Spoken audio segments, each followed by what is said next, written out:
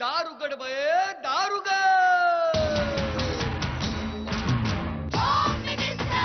कोणाला बघ, शाळेला उशीर होतो.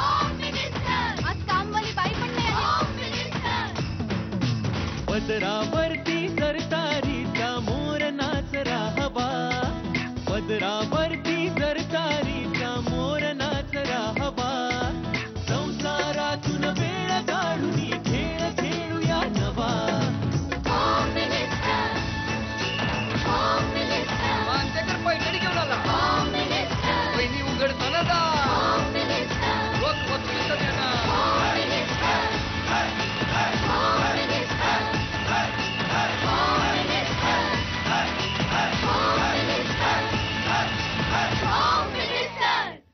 नमस्कार.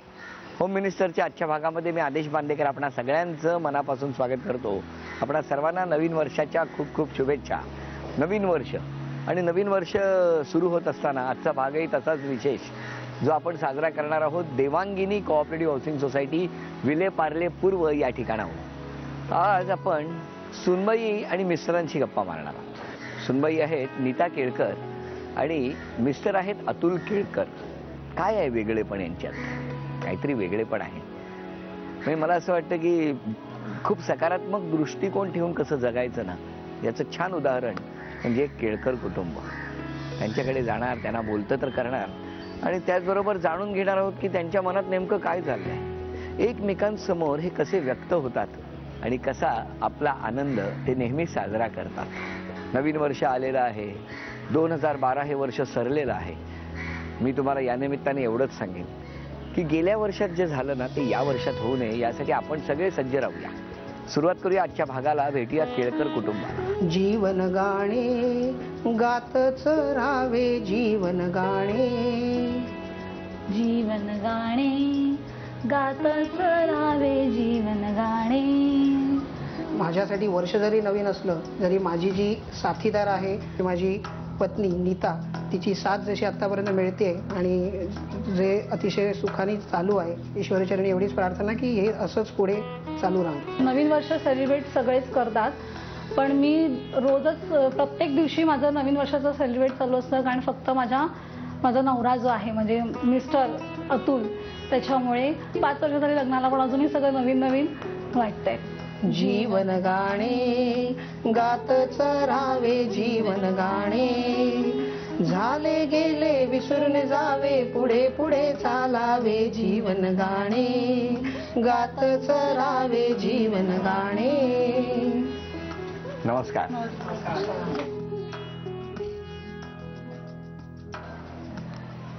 मग काय उखाणा घेणार अक्षर घेतल्यावर देऊ अक्षर का असाच घेताय? चालेल तुम्ही दिलात तरी चालेल. परातीवर काढली सुंदर नक्षी आणि अतुलचं नाव घेते सर्वांच्या साक्षी. वा, अभिनंदन. थँक्यू. लक्ष्मी तर मिळालेली आहे.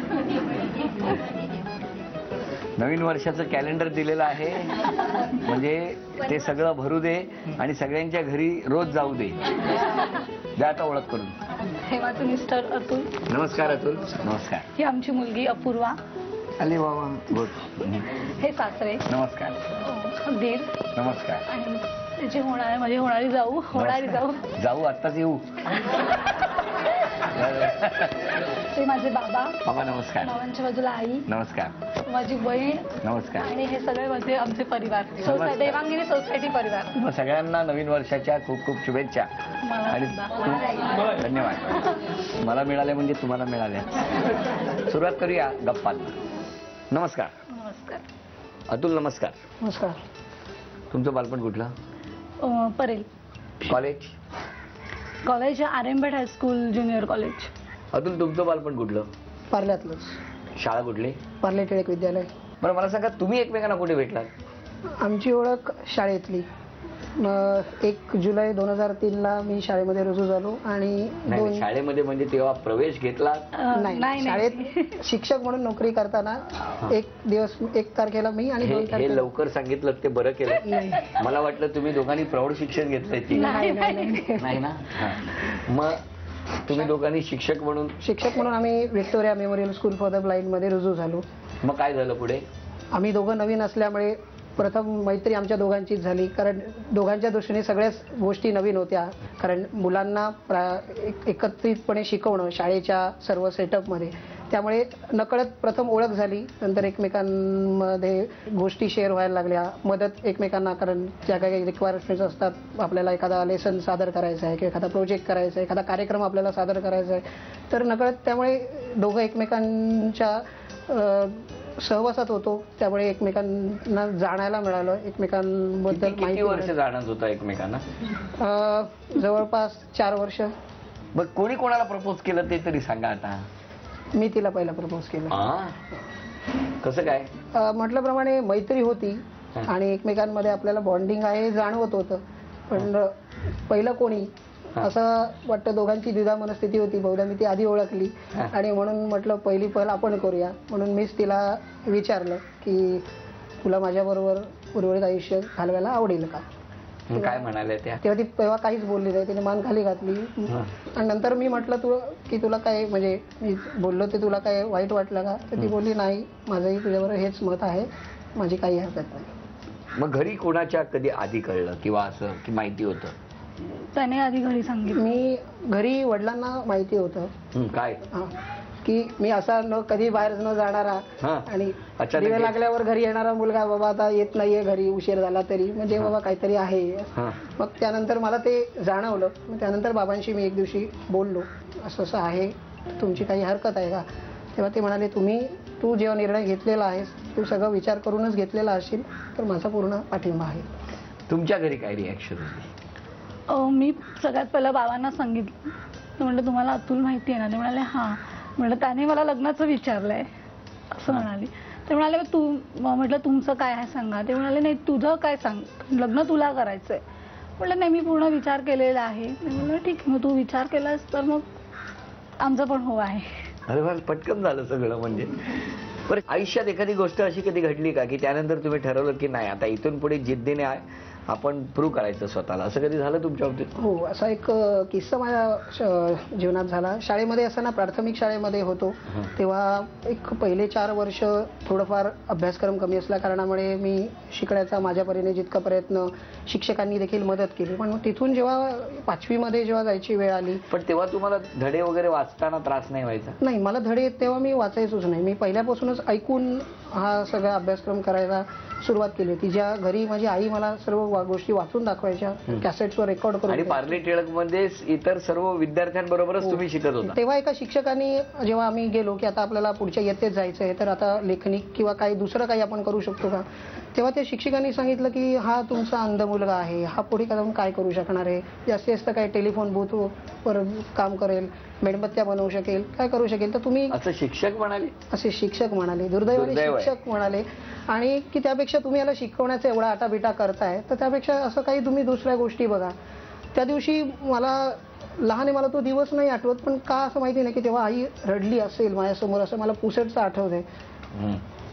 त्या दिवशी मात्र मला असं जाणवलं की वाटलं की नाही, आता याच्यावरून आपण आता जिद्दीने असं जर म्हणताय तर आपल्याकडे बाकी काही कमी नाहीये, बाकी आपले सर्व इंद्रिय आहेत, तर काय आपण करू शकणार नाही? आपण पूर्ण मेहनत करू. आईनी पण मला तेव्हा सपोर्ट दिला, वडिलांनी सपोर्ट दिला की काही हरकत नाही, आपण पूर्ण मेहनत करू आणि कोणाला चुकीचं सिद्ध करून दाखवण्यापेक्षा आपण स्वतःला सिद्ध करून दाखवायचं की आपण काही करू शकतो. आणि त्याच्यापासून मी म्हणेन तो जीवनाला मिळाली वेगळी कलाटणी आहे. त्यामुळे मी एका नवीन जोमाने लागलो की नाही, आता करून दाखवायचं आणि सगळ्या जगाला आपण दाखवायचं की आपणही काही गोष्टी कमी नाही आहेत. We are not disable, we are differently able. क्या बात. खरं तर नवीन वर्षाच्या निमित्ताने पहिल्या दिवशी नवी दृष्टी देण्याचा प्रयत्न होतोय अतुल यांच्याकडून, आणि हा प्रत्येकाने विचार करण्यासारखी गोष्ट आहे. अतुल, खूप छान बोललात तुम्ही. खरं तर हा आत्तापर्यंतच्या प्रवासातला सगळ्यात वेगळा एपिसोड ठरावा. इतक्या छान गप्पा आत्ता रंगलेल्या आहेत. मग अतुल, आज गाणं ऐकवणार एखादं आम्हाला? फक्त एक 2 ओळी सांगतो आणि मग गाणं सांगतो की दोघांनाही काश्मीरला जायची एक इच्छा आहे की आपण होणार, तर म्हणून त्यावरचं त्या चित्रपटातलं एक ते गाणं आहे, ते मी प्रयत्न करतो. हे चिंचेचे झाड दिसे मज चिनार वृक्षा परी, दिसशी तू दिसशी तू दिसशी तू नव तरुणी काश्मीरी. हे चिंचेचे झाड. क्या बात आहे, वा वा. तुम्ही रागावू नका, तर तुम्हाला चिंचेचं झाड म्हणाली ते. तर तुम्ही मला एक सांगा, आता तुम्ही कुठलं उत्तर द्याल या गाण्यावर जे अतुलसाठी असेल? असं गायल्यात का हो यापूर्वी कधी तुमच्यासाठी गाणं? नाही. आज तो योग जुळला, त्याच्यामुळे मला यायला लागलं. हा? ऐकवा. फुलले रे क्षण माझे फुलले रे मेंदीने हो शकुनाच्या मेंदीने सजले रे क्षण माझे सजले रे. वा वा, छान. बरं, याच्यावरती जर म्हणजे समजा एखादा संगीताचा कार्यक्रम असेल आणि तुम्हाला परीक्षक म्हणून जर आम्ही बसवलं, तर या गाण्यावरती तुमची प्रतिक्रिया काय असेल? प्रयत्न चांगला होता, पण पुढच्या सेगमेंटला या. बाबा, तुम्ही अतुल बद्दल सांगा, सुनेबद्दल सांगा. अतुल सुंदरी आहे आणि तो सर्व काही त्याला करायचं इच्छा आहे, करतो सर्व. जरी दिसत नसलं तरी असा कुठेही मागे पडत नाहीये. आणि सून पण चांगली आहे. मला मुलगी नाही, तर मी मुलीप्रमाणे तिला पण समजतो. तुम्ही काय सांगाल तुमच्या बायकोबद्दल? मी म्हटल्याप्रमाणे माझी पत्नी आहे आणि जी मला समजून कायम माझ्या प्रत्येक गोष्टीला माझ्या साथ देणारी आहे. ती डोळे बनून ती माझ्या बरोबर आहे. कारण आम्ही नाटकांना जातो, सिनेमांना जातो, तेव्हा जे काही त्याला ऐकून जितकं मी एन्जॉय करू शकतो, पण ज्या काही व्हिज्युअल गोष्टी आहेत त्या देखील ती मला वर्णन करून सांगते. त्यामुळे मलाही त्याचा आनंद घेता येतो. याचं खरंच आणि डे इन डे आउट हे करणं, यासाठी खरंच मी तिला हॅट्स ऑफ. क्या बात आहे. थँक्यू. वा, किती छान. खरंच माऊली, इतक्या मनापासून तुम्ही करता आहात, त्याबद्दल आमच्याकडनंही तुम्हाला हॅट्स ऑफ. बरं, मला सांगा, तुम्ही 10वी पर्यंतचं मग जे शिक्षण पूर्ण केलं त्याच्यात कसं काय, म्हणजे त्याच्यात सगळ्यात मोठा वाटा कोणाचा किंवा काय, कोण अभ्यास घ्यायचं?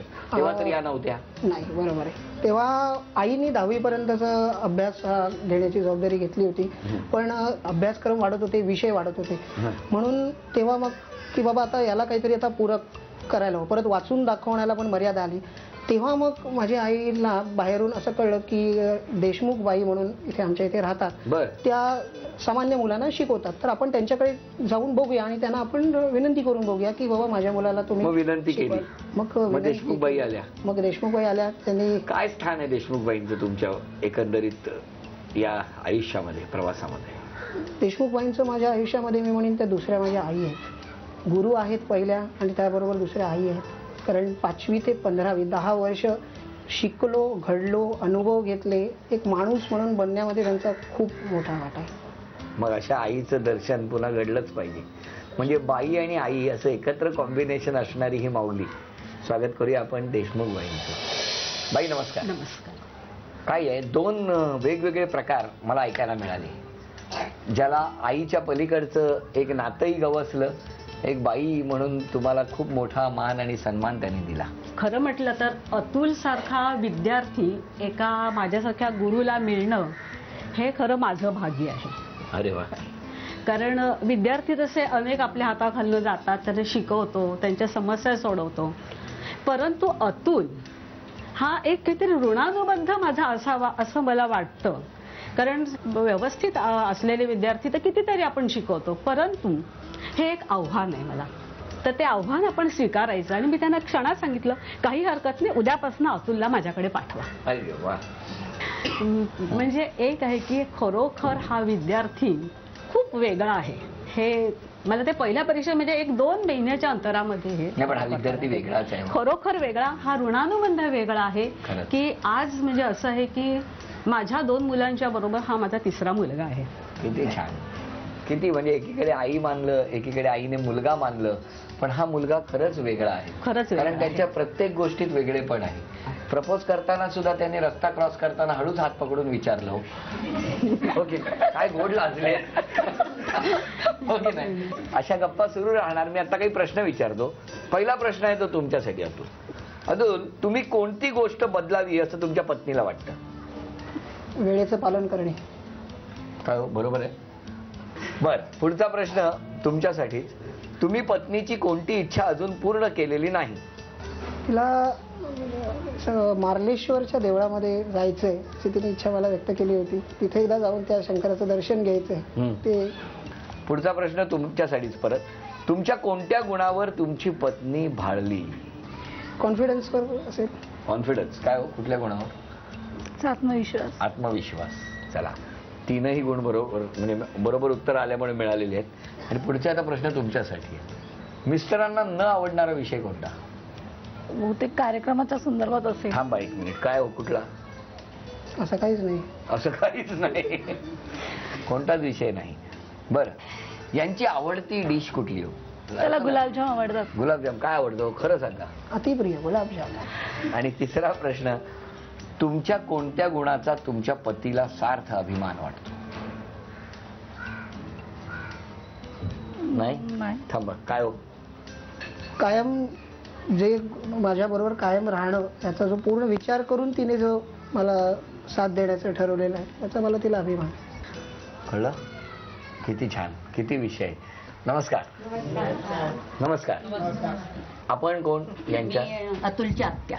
कारण मगाशी मी बघितलं, जेव्हा यांच्या गप्पा सुरू होत्या तेव्हा आत्याचे डोळे सतत असे वाहत होते. आजचा हा दिवस जो आहे तो माझ्या दृष्टीने खूप महत्वाचा आहे.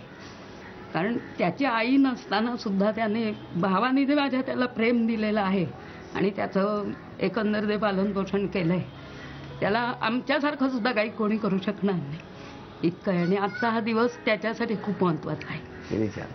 तुम्ही सांगा सगळ्यांनी, या दोघांबद्दल बोलायचा एकेकावर. मी अतुल आणि नीताची मैत्रीण आहे. त्या साक्षीदार आहेत. त्या साक्षीदार आहेत का आमच्या प्रेमाच्या? तुमच्या प्रेमाच्या? आम्ही शाळेत एकत्र होतो, विक्टोरिया मेमोरियल ब्लाइंड स्कूलमध्ये. सर, ते दोघंही खूप छान आहेत, एकमेकांना एकदम मेड फॉर इच अदर आहेत. आणि आम्ही दोघांनाही एकत्र बघितलेलं आहे, त्यामुळे स्वभाव एकदम छान आहेत. शेजारी आहे मी त्यांची. आणि एक गोष्ट कदाचित राहून गेलं सांगायची, की मला वाटतं 10वीत अंध विद्यार्थ्याचा पहिला आला, मेरिट होल्डर येतो. आणि एवढा मोठा विषय राहिला तर मी छान. हे मात्र कोणीच सांगितलं नाही. एक गुरु म्हणून सांगू मी की 12वीला पण तो आला मेरिटमध्ये. BA ला तो डिस्टिंक्शन मध्ये पास झालेला आहे, फिलॉसॉफी हा विषय घेऊन. महिना जानेवारी आहे. फेब्रुवारी मार्च हे 10वी 12वीच्या मुलांसाठी खूप महत्वाचे आहेत. लक्षात ठेवा माझ्या बालमित्रांनो, आयुष्यात सकारात्मक दृष्टिकोन ठेवून जिद्दीने कॉन्सन्ट्रेट करून स्वतःच्या विषयावरती जर आपण काम केलं ना, तर अचूक लक्ष गाठता येतं, आपल्याला ध्येय गाठता येतं. याचं एक सुंदर उदाहरण आता अतुल आहेत.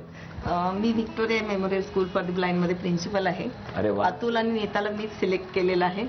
हे एक उत्तम उदाहरण आहे आमच्या शाळेतल्या सर्व विद्यार्थ्यांना, की कसं तुम्ही अंधत्वावर मात करून पुढील आयुष्य सुखकर करू शकता. तुम्हाला जे उर्वरित गुण आहेत त्याच्या जीवावर अतुल सारखं उदाहरण समोर असल्यानंतर त्यांना कुठेही मागे बघण्याची किंवा स्वतःला कमी लेखण्याची गरज नाही. एक प्रश्न मला विचारावा नेहमी वाटतो, अतुल आणि तुम्ही, मला एक सांगायचं, तुम्हाला काय खटकतं? आपण म्हणतो आता 21व्या शतकामध्ये आहोत, पण अजूनही अंध व्यक्तीकडे बघण्याचा जो दृष्टिकोन आहे तो बदललेला नाही. कधी कधी असं असतं की समोरच्या व्यक्ती, मला खरंच प्रॉब्लेम आहे, पण तुम्ही, आपण म्हणतो एकदा निघालेला शब्द जो हृदयाला लागतो तो तुम्ही किती त्यावर सॉरी म्हणा किंवा माफ करा म्हणा, तुम्ही जरी पाय जरी पकडलेत तरी ते जे दुःख आहे ते कधी जाऊ शकत नाही. तर असंच म्हणणं आहे की समोरच्याला तुम्ही जाणून घ्या. अंधच आहेत, इतर जर अपंग आहेत, बाकी कोणी असतील, तर त्यांच्या व्यथा तुम्ही जाणा. माणसाला एकदम एका तुमच्या नजरेत ओळखता येणार नाही, पण जर आपल्याला ओळखता येत नसेल तर आपण जे काही प्रतिक्रिया देतो त्या देताना एक थोडा जर आपण एक रिस्पॉन्सिबिलिटीने जर केलं तर सर्वांच्या दृष्टीने चांगलं होईल. आणि माहिती करून घ्या. माहिती केल्यानंतर तुम्ही बोललात तर काही म्हणणं नाही. हेच एक फक्त मला म्हणजे बोलून विचार करण्यापेक्षा बोलण्यापूर्वी विचार करा. सलाम या दोघांना, सलाम या दोघांच्या प्रेमाला. आणि एकमेकांना सांभाळून सकारात्मक दृष्टिकोन ठेवून भविष्याचा मार्ग अत्यंत पॉझिटिव्हली एकमेकाच्या हातात हात घालून निघालेल्या या दोघांनाही खरं तर खूप खूप शुभेच्छा. आपण टाळ्या वाजवून या दोघांचंही अभिनंदन करूया. ही भेटवस्तू ताई तुला, ही भेटवस्तू झी मराठीकडून आपल्यासाठी. बाबा, ही भेटवस्तू तुम्हाला. आणि हे चांदीचं नाणं आहे, हे झी मराठीकडून अतुल तुम्हाला. आणि 2013 मधली पहिली पैठणी, आणि या पैठणीचा मान सन्मान मिळतो आहे आमच्या वहिनींना. तथास्तु पुणे यांच्याकडून ही पैठणी.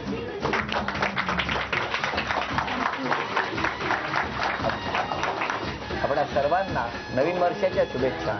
हसत राहा, आनंदी राहा.